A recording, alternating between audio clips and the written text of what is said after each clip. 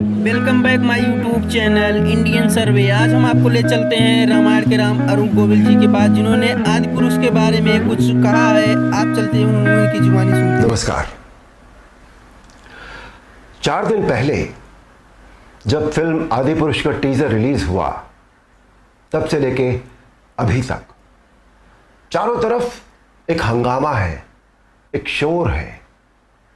Film industry में, channels में, journalism में, एडवर्टाइजर्स में, संत समाज में, चारों तरफ एक शोर है। चारों तरफ डिबेट्स हो रही हैं, चारों तरफ भली बुरी बातें कही जा रही हैं।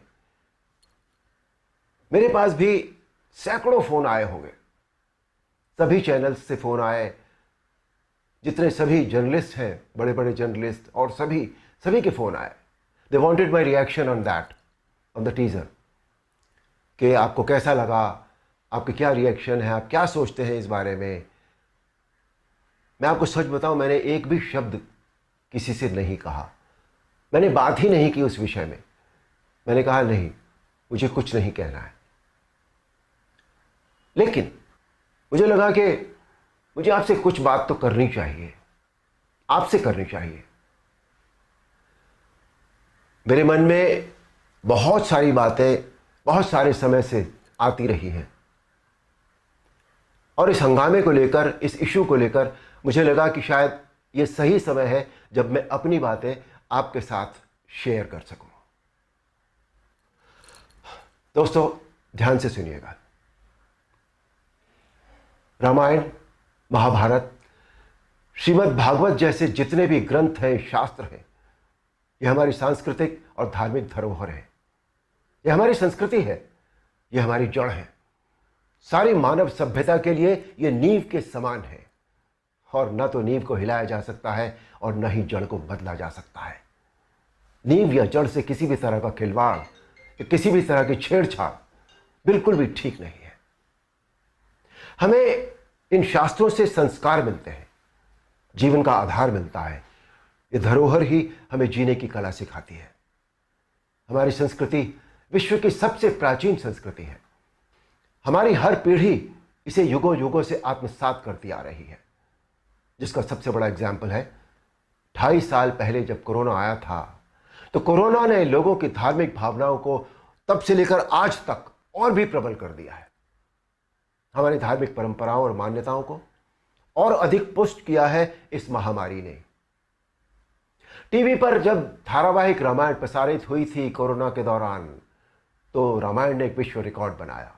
आप सब जानते हैं, हम सब जानते हैं, ये एक बहुत बड़ा संकेत है हमारी मान्यताओं और परंपराओं की प्रामाणिकता का। इस बार यानी 2020 में रामायण आज की युवा पीढ़ी ने भी देखी, और 35 साल पहले बनी रामायण को पूरी श्रद्धा और आस्था से देखा, समझा और आत्मसात किया। आज जो बेहिसाब लोग मुझसे मिलते हैं, उनमें सबसे ज्यादा संख्या टीनेजर्स की होती है।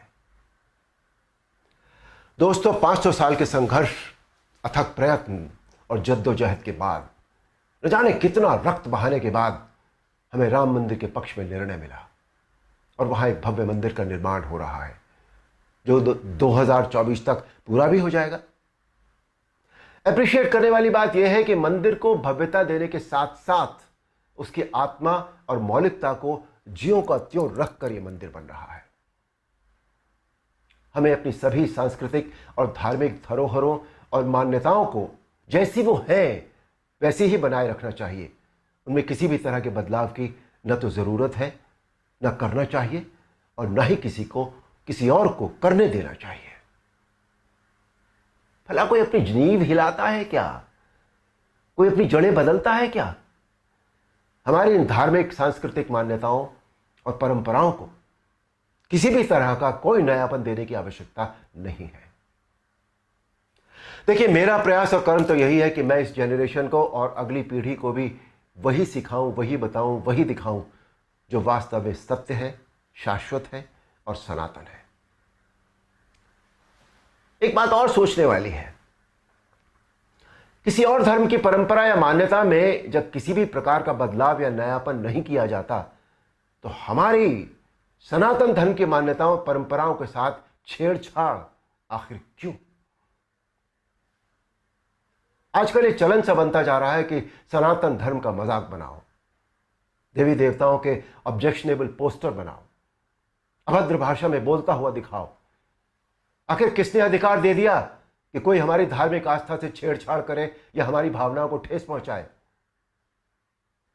कुछ फिल्म मेकर्स, कुछ राइटर्स, कुछ पेंटर्स, कुछ एक्टर्स, कुछ एडवर्टाइजर्स को इस बात का विशेष ध्यान रखना चाहिए कि वो क्रिएटिव लिबर्टी के नाम पर धर्म का मजाक न बनाए और न ही किसी की मान्यता या परंपरा को तोड़ मरोड़ कर प्रस्तुत करें। दोस्तों, ये किसी राजनीतिक पार्टी या धर्म के लिए नहीं, बल्कि पूरे देश के लिए एक स्वाभिमान बढ़ाने वाली बात है कि आज हमारे प्रधानमंत्री श्री नरेंद्र मोदी जी के नेतृत्व और कुशल मार्गदर्शन में देश के कोने कोने में सांस्कृतिक, धार्मिक और ऐतिहासिक धरोहरों को पुनः पहचान मिल रही है। स्थान स्थान पर कॉरिडोर बनाए जा रहे हैं जिनसे हमारी इन धरोहरों की रक्षा भी हो रही है, उनका पुनर्निर्माण भी हो रहा है, साथ ही उनकी मौलिकता भी यथावत रखी जा रही है। मोदी जी, ये देश सदैव आपका ऋणी रहेगा। मेरा अनुरोध है आप सबसे कि आप सब पूरी सक्रियता और जागरूकता के साथ अपनी अमूल्य सांस्कृतिक, धार्मिक मान्यताओं और धरोहरों को सहेज कर संभाले रखने का संकल्प करें और दूसरों को भी इसके लिए प्रेरित करें। धन्यवाद, नमस्कार।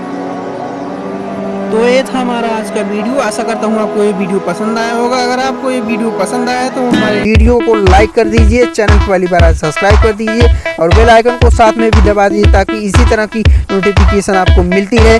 मिलते हैं आपसे एक नेक्स्ट वीडियो में नए सर्वे के साथ। तब तक के लिए जय हिंद, जय भारत।